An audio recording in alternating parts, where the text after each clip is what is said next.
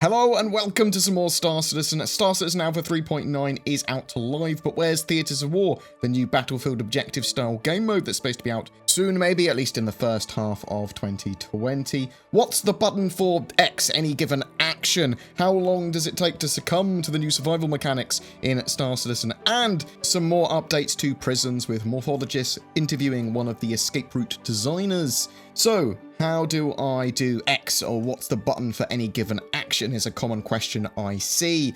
Whether you're new to Star Citizen or a veteran, 3.9's inner thought system is incredibly useful for finding any given action you want and then setting a key binding without faffing around in the options menu. Hold F and then right click on your mouse and you'll be given a radial menu that has contextual nested based options, so you can choose whatever option that you need and it should be relatively self-explanatory. And as I said, it's contextual, so if you're in a ship it gives you different options compared to if you're standing around or if you're in a bed, and you should be able to find anything you want there. You can set your hotkeys there as well. Really great. You can quick change weapons. You can access your inventory for your backpack, grab food out of it if you've got food in there. Nom nom nom. Really great. Quickly change your helmet, all that sort of jazz. I will have a Start Here Star Citizen tutorial up in the next few days, at least that's what I plan.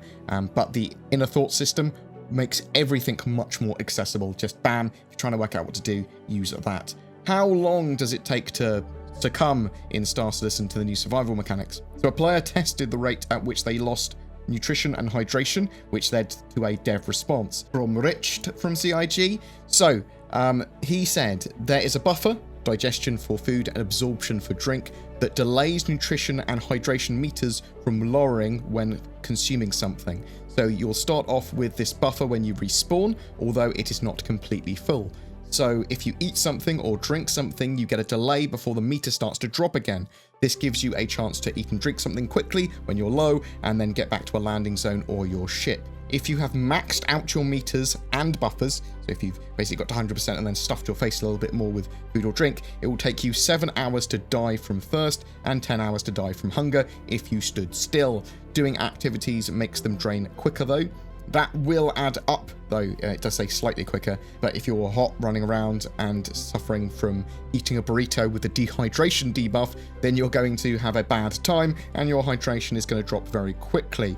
At around 10% hydration or nutrition, you will see more detrimental effects for your character, and you'll see very obvious visual effects. If you hit 0% in either of these, you should die. For me, those times are fine. Any quicker, and it would start to really encroach on gameplay and be a bit too invasive, but that's sort of fine for me. I'm interested to know what you think about that, though.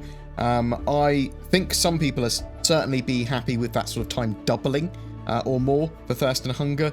Obviously people don't want it to be invasive at all in any form of gameplay and be like mirror real world times and stuff maybe. But I like to see it this way.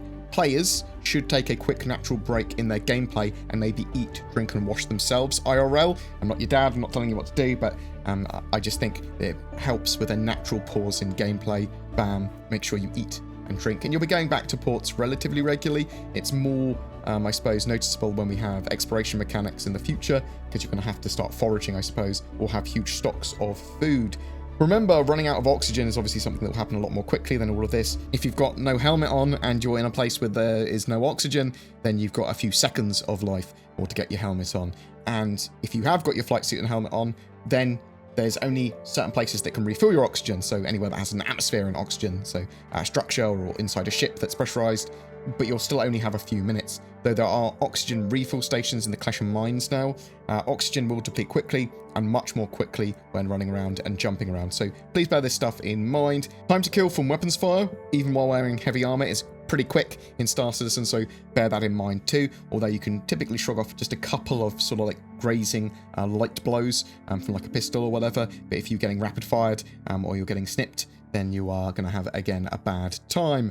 So where is Theatres of War? So from what I'm hearing, they are still aiming for Theatres of War in at least some players' hands, so probably either Carty or maybe early PTU, before 4.0 is released. So that would still be in the first half of 2020 before the end of June. And there has been lots of tweaks and updates internally for Theatres of War. Cloud Imperium have talked before about some of their rewind time improvements, which has become a lot more obvious in Theatres of War gameplay, reducing the delay in animations and removing that sort of like artificial delay that they put in for a lot of the stuff, so they don't have that weird artificial smoothness that they tried to have.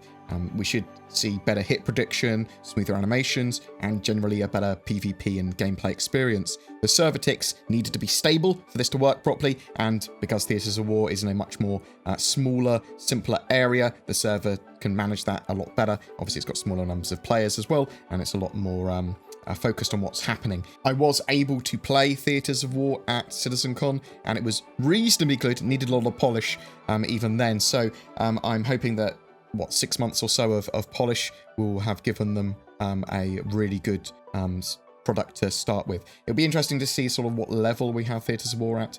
Is it going to be very polished when it's released, or is it going to be very buggy and then work on it? So, as some of you may be aware, there wasn't an asset wipe with 3.9, or at least there wasn't supposed to be. So your Alpha UEC and ships and items should have all persisted from 3.8 to 3.9. There has been a lot of people not having their progress copied, though. Will Leverett said in a post, doing an account reset should fix this now. So there seems to be mixed success when people do this. I'll link the thread talking about it below. If you haven't lost much at all, then I'd probably leave it and just continue to play. If you've just logged on and you were expecting a few million more Alpha UEC than you had, then why not try it? It does lock your account for a few minutes though, so don't worry if there's a message saying your account is currently locked or something like that. You can reset your account in the account settings section of the RSI website, but as I said, have a little read on the thread to see if you want to do that. Morphologists interviewed Oliver Hughes, a junior live designer from Cloud Imperium, who gave some extra information on potential plans for prison caves in the future and what work went into them. He helped design the prison escape route from white box to implementation. Be sure to check out Morphologists' original video, Hostile Creatures in Star Citizen's Prison Caves, ? I'll link it down below. Good video. I love Morphologists' camera work here.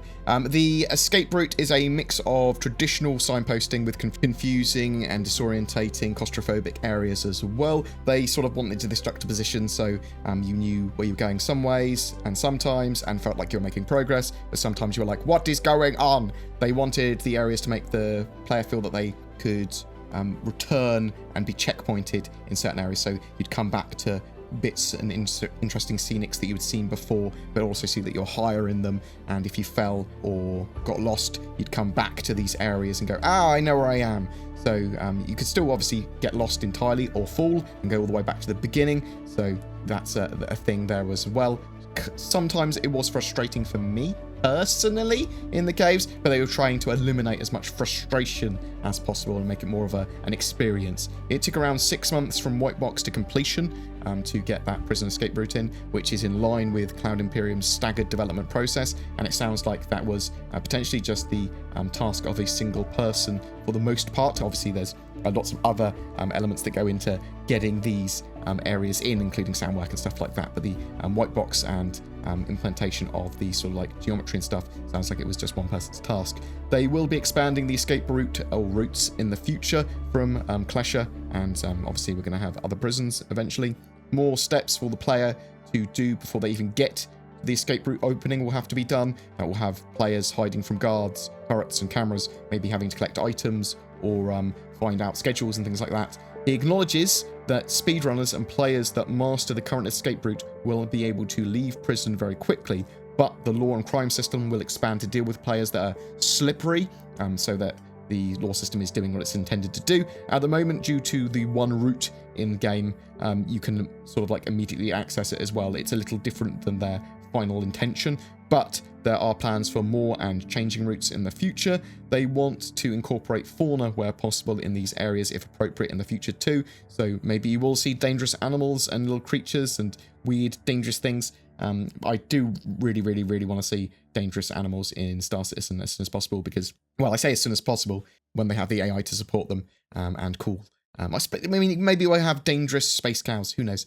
Also, a side note, it appears that owners of the Prowler that bought it previous to the current sale should get a free Avi's helmet although I'm not 100% sure if that's in all cases, including upgrades, but a lot of people are reporting that they've got the free Aves helmet there. I've seen some videos of players finding salvage outposts by asteroids in 3.9. Pretty bugged out though, they're sort of like detached from them and stuff like that, but they're looks like the points of interest salvage outposts are being used potentially to be dropped on outposts in the future, and we'll find these locations in space at some point. Maybe it's bugs, who knows. I hope that was informative though. Are you looking forward to Theatres of War? What do you think of the Inner Thought menus? Are you enjoying 3.9? Do you have any questions about 3.9? Have you been having issues? What do you think of prisons, or have you yet to be at one? Are you hunting players that try and escape from prison? Whatever you think, I'd love to hear from you in the comments below. For April, we are giving away a Cutlass Black and Star Citizen game package. Just comment on any of my videos made during this month of April to be in for a chance of winning that. I am a shill for a couple of companies, NordVPN and NordPass. If you are looking for a VPN or a password management system, I recommend you check them out. They've got many benefits over free services, and as I'm pretty security conscious, I love those kind of services. Also, there's Shadow. If you are thinking about getting a new gaming rig or upgrading your gaming PC for Star Citizen or whatever, then consider Shadow instead. It is a internet cloud-based subscription service like Stadia, like GeForce Now, but this one gives you access to a full Windows 10 environment which is fully customizable, and that is significantly better in my opinion, allowing you to do a lot more with it. Check out the links below for them, or use the code BoredGamer for discount. Also, if you wish to support the channel further, there is Patreon, there's the YouTube join member button down below. That really helps. This is a community supported channel, and I wouldn't be able to do what I do without the support that I get. If you want to share these videos, if you want to comment, give feedback, whatever, that is also hugely appreciated. Thanks very much for watching, guys. You take care, and I'll see you in the verse.